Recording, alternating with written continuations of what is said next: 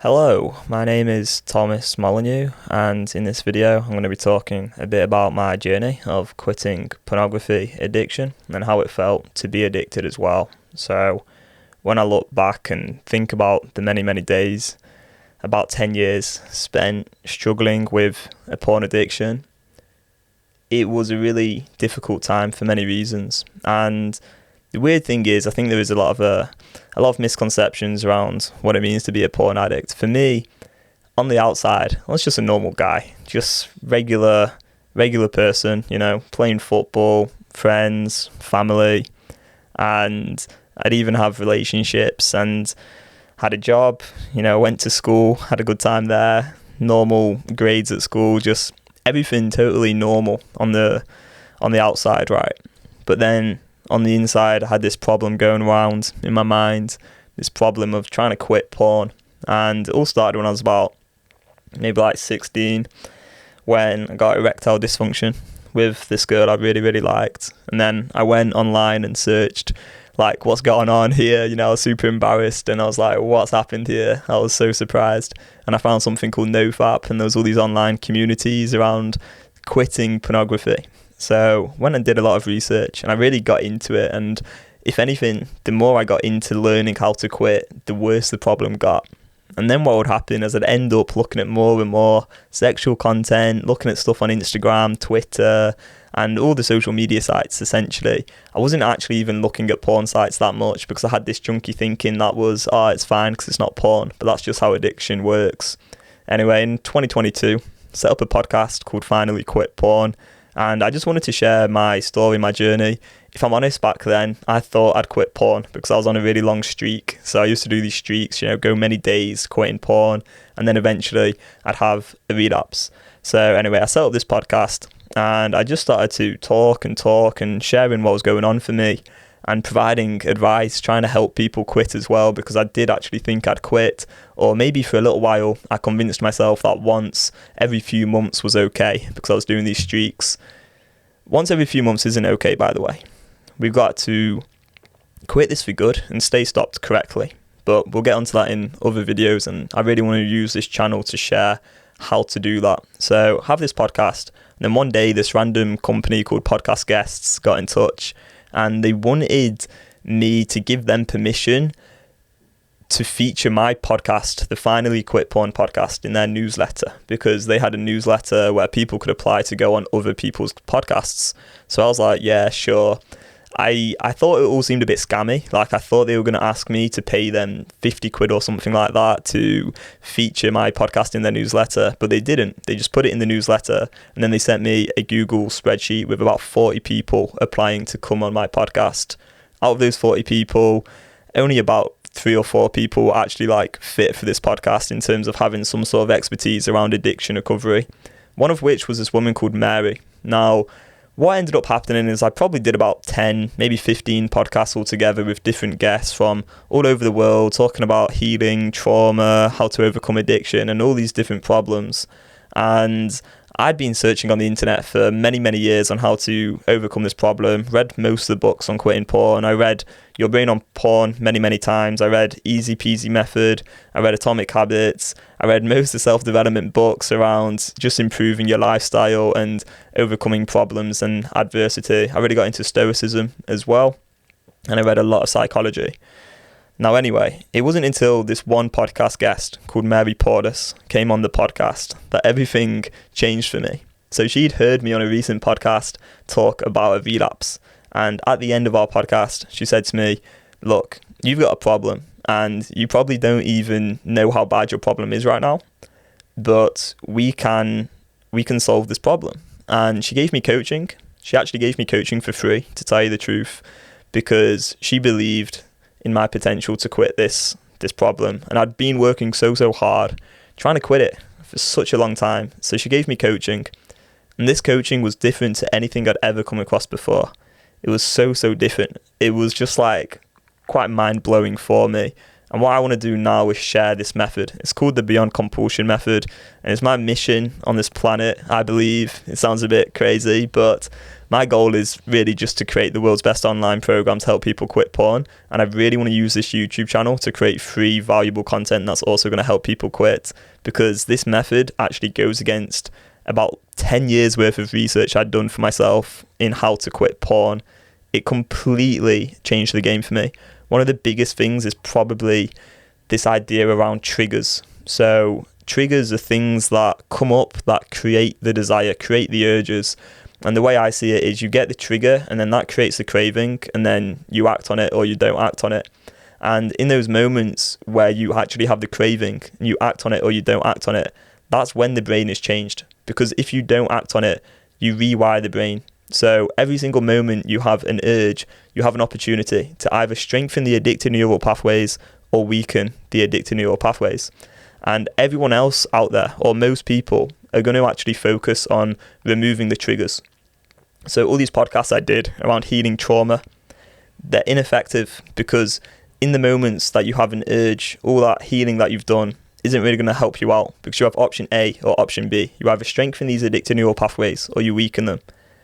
And everything else out there, in my opinion, just complicates addiction, because we have something called junkie thinking. It's the way in which the addicted part of the mind will create these thoughts and ideas and have all this over-analysis and overthinking to try and get you into a state of helplessness so that you eventually look at porn. One example of junkie thinking is thinking that once is okay. Because if once is okay, when's it not going to be okay? How are you ever going to quit an addiction if you genuinely believe once is okay? But that's a junkie thought. It's just the addicted part of the mind taking over in those moments you have urges. There's other things that I used to have. Things like, oh, it's okay because it's only on Instagram. Or, oh, it's not too bad because it's not really porn. Or it's just like this girl on Twitter, so it's fine. Just all these different rationalizations, excuses, justifications. All ideas created by the addicted part of the mind to get me to act out. Now, this is the thing. I went and tried to get rid of all these triggers. So I deleted social media, started to meditate quite a lot, and I started to stay really, really busy so that I couldn't actually be triggered very often. I remember one time I was living in Portugal, having an amazing time out there, made loads of friends, we were going to the beach, and I was working on this business. I had a different online business back then, and it was doing really well. Everything in my life on the sort of surface level was going really well, and I was really, really busy. And so I didn't really have time to actually look at porn back then at all. And then one day, some friends went out, and I felt a little bit lonely, a bit disconnected, and a bit rejected and abandoned. And what happened is all these sort of urges came back up. But in that moment, after going like 82 days, it was back then, because I used to keep a streak. After 82 days, I experienced this urge for like the first time in such a long time. And lo and behold, the inevitable happened. I went and looked at pornography. It started off with Instagram, the thought of, oh, it's okay, it's not too bad. But then I'd look, and then the dopamine would get elevated. And because dopamine is the molecule of more, your brain wants more and more. So if you look like at something just once, it doesn't satiate the desire, it just creates even more desire. So this is what happens. So anyway, I went and had a relapse. And then for the next like 2-3 years, I couldn't quit again, because once is not okay. This is a really, really important thing to learn from this lesson, from this YouTube video, is that you can't just control and moderate addiction, because if you do it once, you're going to want it even more once again.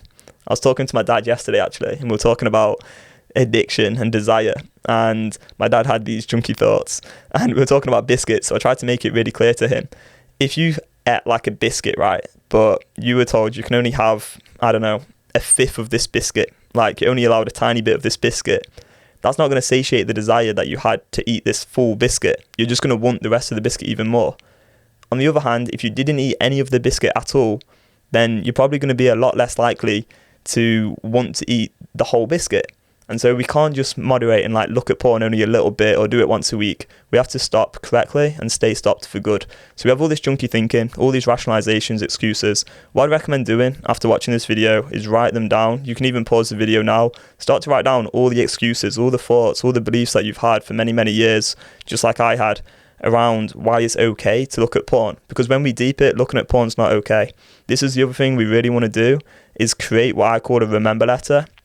Essentially what a remember letter is it's a letter to yourself explaining how bad it felt to be addicted for me, I have a lot of things in that remember letter, things around feeling shame, feeling a lack of confidence, social anxiety, and just on like a very like precise, like just to give like a precise example, I remember when I was at school, I was doing theatre studies and I had to act, and I'd be in front of a stage acting in front of people, and honestly the social anxiety was just so bad in those moments, and I really think it prevented me from fulfilling a lot of my potential at school. The same with football as well. Just so many like things in my life where I've been held back by this compulsive desire within me, and the thinking that people watching me are going to know what's going on in my mind, and they're going to know maybe what I've looked at recently over the last week.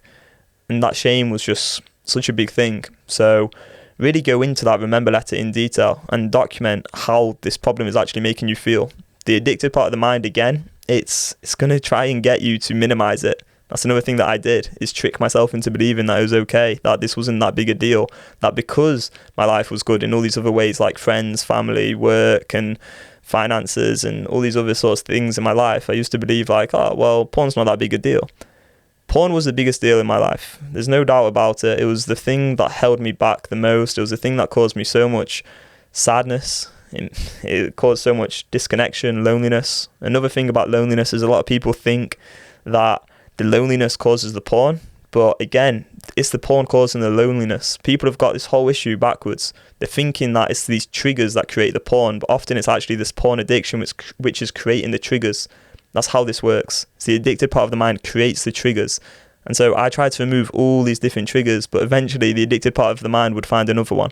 Another story from Portugal. I was playing football on a long streak out there. This was a different time I relapsed.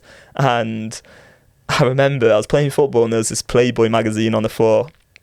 And I'd literally got to a point where I'd like removed every trigger possible. But I see this Playboy mag on the floor. And back then, again, I didn't have a tool to deal with urges. I didn't understand the addicted part of the mind at all, and so I went home and just went and looked at porn because I wanted more. I wanted more of that big hit. And the other thing is accepting that you are going to want it. So many people, they try and remove the wanting, get rid of the wanting. It just denies the reality of addiction. Once the mind's addicted, you are going to want this, and it's going to take some time of willingly accepting the temporary discomfort that comes up when you have the cravings to actually overcome this problem for good. So hopefully in this video I provided a few tips on how to quit this. The other thing I'd highly recommend doing is writing down a benefits list as well. So start to document all the benefits to quitting this. For me, that includes things like more energy, more time, mental clarity, feeling more connected with other people, and also thinking about other people more, being more empathetic and compassionate, because when you're in addiction, you're just thinking about yourself, you're thinking about your own problems, you're stuck in some shame cycle, and you're just going to feel so concentrated on like, oh, I've got this problem, that it's quite hard to actually have the compassion for others.